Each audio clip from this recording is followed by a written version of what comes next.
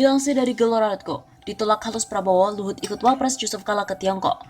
Upaya Menko Kemaritiman RI Luhut Binsar Panjaitan untuk bertemu Prabowo Subianto gagal. Utusan Capres petahana Jokowi itu akhirnya ikut rombongan Wapres Yusuf Kala ke Tiongkok, Rabu 24 April. Luhut adalah salah satu dari 3 menteri yang mendampingi JK. Dua lainnya yakni Menteri Luar Negeri Retno Marsudi dan Menteri Riset Teknologi dan Pendidikan Tinggi Muhammad Nasir. Namun hanya Luhut dan Nasir yang ikut rombongan, sementara Retno Marsudi berangkat lebih dulu. Dia sudah berada di Beijing dan siap menyambut kedatangan Wapres Yusuf Kala dan anggota rombongan lainnya. Wapres rencananya akan menghadiri konferensi tingkat tinggi Belt and Road Forum 2 jika menggunakan pesawat khusus kepresidenan BBJ dari Pangkalan TNI AU Halim Perdana Kusuma, Jakarta, didampingi istri Mufidah Yusuf Kala.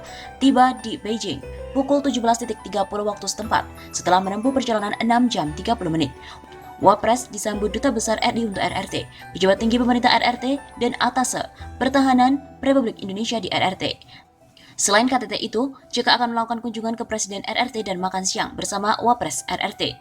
Dalam kunjungan ke negeri tirai bambu yang dimulai dari 24 April hingga 28 April ini, Wapres juga akan singgah ke Masjid Dongzimen untuk melakukan sholat Jumat. Kata juru bicara Wapres, Hussein Abdullah, penolakan halus Prabowo. Sebelumnya, Prabowo Subianto menolak secara halus ajakan pertemuan dengan Luhut Minggu 21 April. Prabowo beralasan sedang kurang sehat, sehingga belum siap bertemu dengan kubu rivalnya. Prabowo hanya menggelar pertemuan dengan elit BPN dan sejumlah tokoh di kediamannya, Jalan Kertanegara, Jakarta, Selasa malam 23 April. Sejumlah purnawirawan dan pengusaha hadir, termasuk sejumlah ulama. Pertemuan disebut-sebut membicarakan masalah kebinekaan dan masih menyikapi beberapa permasalahan pasca pemilu 17 April kemarin, terutama mengenai kecurangan-kecurangan yang bersifat terstruktur, sistematis, masif, dan bahkan dianggap brutal. Dalam pertemuan itu, Prabowo menegaskan untuk maju terus dan tidak akan mundur sampai menunggu hasil pemilu resmi keluar. Ia hingga kini masih yakin bahwa dia bersama Sandiaga menang dalam Pilpres berdasarkan data-data yang ia miliki.